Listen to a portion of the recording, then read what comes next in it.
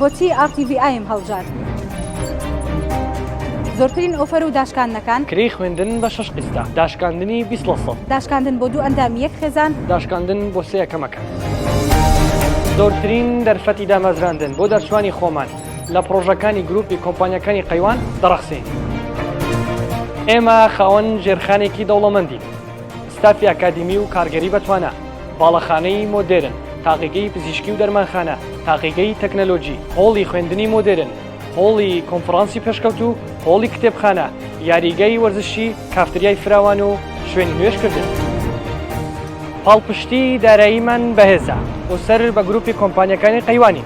ئەمەش گەرنتی بەردەوامی بەرەو پێشچوونمان دەبێت بۆ داهاتوو. یەکەمین پەیمانگای 2 ساڵین لە دەڤەری ڕاپەڕین و درێژە پێدەری ئەزموونی 10 ساڵەی ناوەندەکانی خوێندنی باڵای دامەزراوەی قەیوانی.